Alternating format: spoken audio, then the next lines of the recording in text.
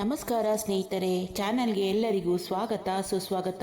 ಸ್ನೇಹಿತರೆ, ಕಾರ್ತಿಕ ಮಾಸದಲ್ಲಿ ವಿಶೇಷವಾಗಿ ಈ ಆಚರಣೆಗಳನ್ನು ಮಾಡಿದರೆ ಪುಣ್ಯ ಪ್ರಾಪ್ತಿಯಾಗುವುದು. ಸನಾತನ ಹಿಂದೂ ಧರ್ಮದಲ್ಲಿ ಬರುವ ಮಾಸಗಳಲ್ಲಿ ಅತ್ಯಂತ ಪವಿತ್ರವಾದ ಶ್ರೇಷ್ಠವಾದ ಮಾಸವೆಂದರೆ ಕಾರ್ತಿಕ ಮಾಸ.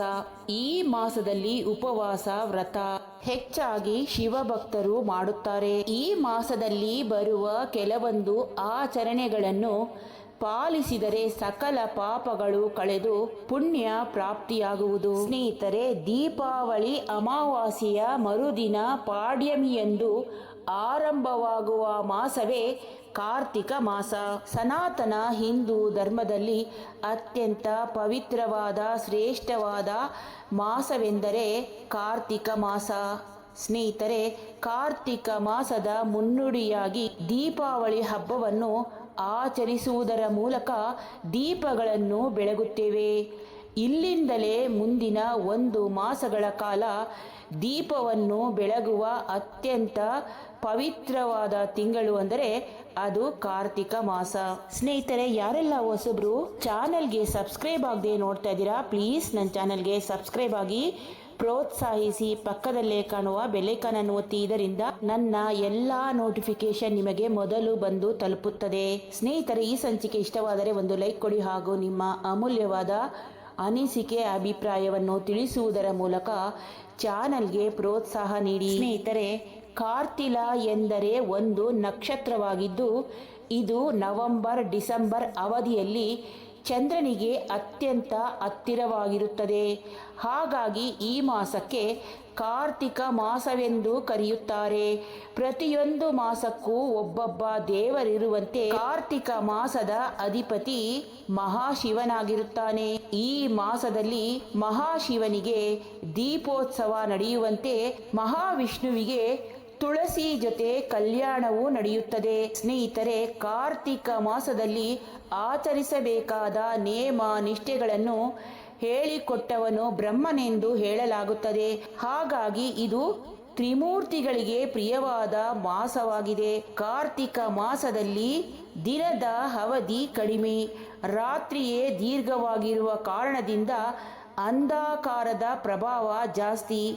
ಋತುಮಾನದ ಅಂಧಕಾರದ ಜೊತೆಗೆ ಮನಸ್ಸಿನ ಅಂಧಕಾರವನ್ನು ಕಳೆಯುವುದು ಈ ಮಾಸದ ವಿಶೇಷ. ಹಾಗಾಗಿ ಈ ಮಾಸದಲ್ಲಿ ದೀಪೋತ್ಸವಗಳು ಹೆಚ್ಚಾಗಿ ನಡೆಯುವುದರಿಂದ ಈ ಮಾಸವನ್ನು ದೀಪೋತ್ಸವದ ಮಾಸವೆಂದು ಸಹ ಕರೆಯಲಾಗುತ್ತದೆ. ಸ್ನೇಹಿತರೆ, ಕಾರ್ತಿಕ ಮಾಸದಲ್ಲಿ ಕೈಗೊಳ್ಳುವ ಪೂಜೆ ಮತ್ತು ವ್ರತಗಳು ಹೆಚ್ಚು ಫಲ ನೀಡುತ್ತದೆ.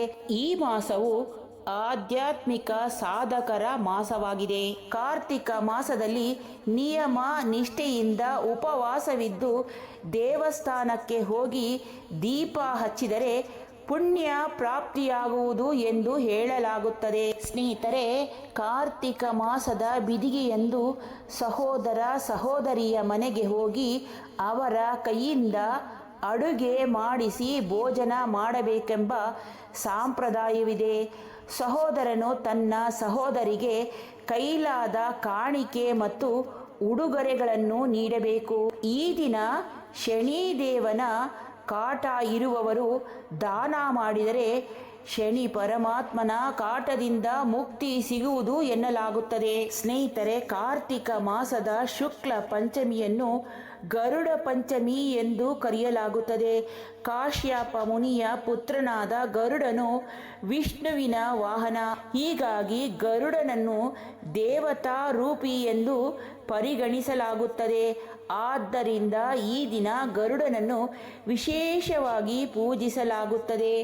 ಮಹಾವಿಷ್ಣುವಿನ ದೇವಾಲಯಗಳಲ್ಲಿ ಗರುಡ ಪಂಚಮಿಯನ್ನು ವಿಶೇಷವಾಗಿ ಆಚರಿಸಲಾಗುತ್ತದೆ. ಸ್ನೇಹಿತರೆ, ಕಾರ್ತಿಕ ಮಾಸದ ಶುಕ್ಲ ಪಕ್ಷದ ದ್ವಾದಶಿಯಂದು ತುಳಸಿ ಹಬ್ಬವನ್ನು ಆಚರಿಸಲಾಗುತ್ತದೆ. ತುಳಸಿ ಹಬ್ಬವನ್ನು ಕಿರು ದೀಪಾವಳಿ ಎಂದು ಕರೆಯಲಾಗುತ್ತದೆ. ಈ ದಿನ ಮಹಾವಿಷ್ಣುವಿನ ಜೊತೆಯಲ್ಲಿ ತುಳಸಿಯ ಕಲ್ಯಾಣ ನಡೆಯುತ್ತದೆ. ಆಷಾಢ ಮಾಸದಲ್ಲಿ ಬರುವ ವೈಕುಂಠ ಏಕಾದಶಿಯಂದು ಯೋಗ ನಿದ್ರೆಗೆ ಜಾರುವ ಶ್ರೀಹರಿಗೆ ಕಾರ್ತಿಕ ಬೆಳಕಿನ ಸ್ವಾಗತ ಕೋರಿ ತುಳಸಿ ಜೊತೆ ಕಲ್ಯಾಣ ನಡೆಸುವ ಉತ್ಥಾನ ದ್ವಾದಶಿಯ ತುಳಸಿ ಪೂಜೆ ವಿಶೇಷವಾದದ್ದು. ಸ್ನೇಹಿತರೆ, ಕಾರ್ತಿಕ ಮಾಸದ ಶುಕ್ಲ ಪಕ್ಷದ ಹುಣ್ಣಿಮೆಯ ದಿನವನ್ನು ಚಂದ್ರ ಜಯಂತಿ ಎಂದು ಆಚರಿಸಲಾಗುತ್ತದೆ. ಈ ಹುಣ್ಣಿಮೆಯಂದು ಚಂದ್ರನ ಬೆಳಕು 7% ಹೆಚ್ಚು ಪ್ರಕಾಶಮಾನವಾಗಿರುತ್ತದೆ. ಯಾಕೆಂದರೆ ಈ ದಿನ ಚಂದ್ರ ಅತ್ಯಂತ ಸಮೀಪದಲ್ಲಿ ಇರುತ್ತಾನೆ. ಸ್ನೇಹಿತರೆ, ಪೌರಾಣಿಕ ಕಥೆಯ ಪ್ರಕಾರ ಚಂದ್ರನು ಮಹಾಶಿವನನ್ನು ಕುರಿತು ಹಲವು ವರ್ಷಗಳ ಕಾಲ ತಪಸ್ಸು ಮಾಡಿದ. ಆ ಸಮಯದಲ್ಲಿ ದೇವತೆಗಳು ಚಂದ್ರನ ತಪಸ್ಸಿಗೆ ಭಂಗ ತರಲು ಪ್ರಯತ್ನಿಸಿದರು. ಆದರೆ ದೇವತೆಗಳು ಚಂದ್ರನ ತಪಸ್ಸನ್ನು ಕೆಡಿಸಲು ಮಾಡಿದ ಪ್ರಯತ್ನಗಳೆಲ್ಲ ವ್ಯರ್ಥವಾಯಿತು. ಚಂದ್ರನ ಏಕಾಗ್ರತೆಗೆ ಕೊಂಚವೂ ಭಂಗವಾಗುವುದಿಲ್ಲ. ಸ್ನೇಹಿತರೆ, ಚಂದ್ರನ ತಪಸ್ಸಿಗೆ ಮೆಚ್ಚಿದ ಶಿವನು ವಿಶೇಷ ವರಗಳನ್ನು ಕರುಣಿಸುತ್ತಾನೆ.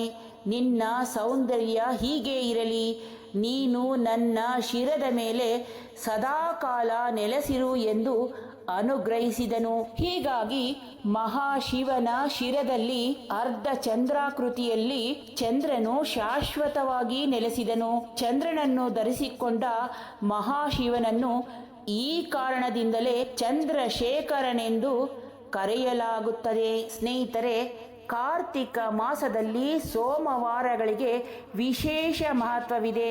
ಮಹಾಶಿವನ ಮಾಸವೆಂದು ಕರೆಯಲ್ಪಡುವ ಕಾರ್ತಿಕ ಮಾಸದ ಸೋಮವಾರ ಮಹಾಶಿವನ ಪೂಜೆ ಮಾಡಿದರೆ ಪುಣ್ಯ ಪ್ರಾಪ್ತಿಯಾಗುವುದು.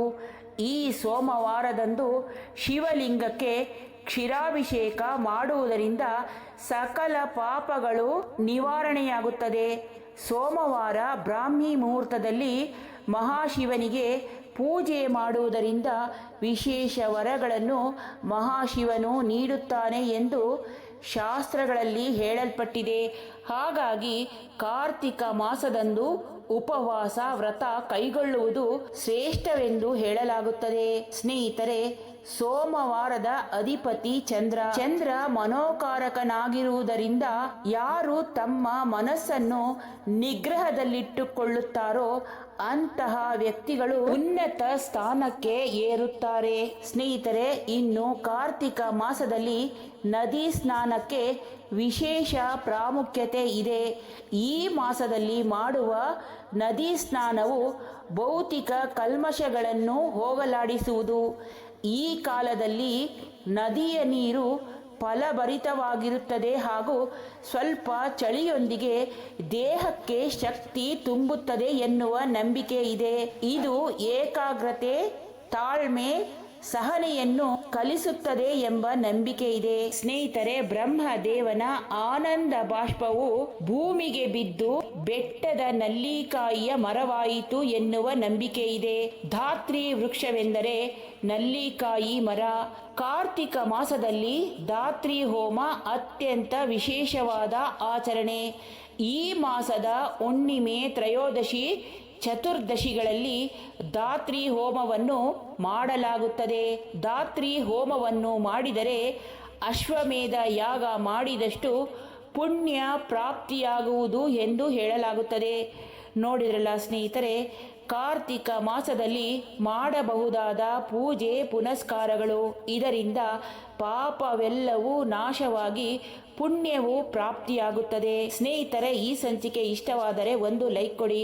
ನಿಮ್ಮ ಸ್ನೇಹಿತರಿಗೂ ಬಂಧುಗಳಿಗೂ ಹೆಚ್ಚು ಹೆಚ್ಚು ಶೇರ್ ಮಾಡಿ. ನಿಮ್ಮ ಅಮೂಲ್ಯವಾದ ಅನಿಸಿಕೆ ಅಭಿಪ್ರಾಯವನ್ನು ದಯವಿಟ್ಟು ಕಾಮೆಂಟ್ ಮೂಲಕ ತಿಳಿಸಿ ಚಾನಲ್ಗೆ ಪ್ರೋತ್ಸಾಹಿಸಿ. ಸ್ನೇಹಿತರೆ, ಚಾನಲ್ಗೆ ಸಬ್ಸ್ಕ್ರೈಬ್ ಆಗಿ ಪಕ್ಕದಲ್ಲೇ ಕಾಣುವ ಬೆಲ್ಲೈಕಾನ್ ಅನ್ನು ಒತ್ತಿದರೆ ನನ್ನ ಎಲ್ಲ ನೋಟಿಫಿಕೇಶನ್ ನಿಮಗೆ ಮೊದಲು ಬಂದು ತಲುಪುತ್ತದೆ. ಧನ್ಯವಾದಗಳು ಸ್ನೇಹಿತರೆ. ಮತ್ತೊಂದು ಸುಂದರ ಸಂಚಿಕೆಯೊಂದಿಗೆ ಆದಷ್ಟು ಬೇಗನೆ ಬರುತ್ತೇನೆ. ಅಲ್ಲಿಯವರೆಗೂ ನಮಸ್ಕಾರಗಳು.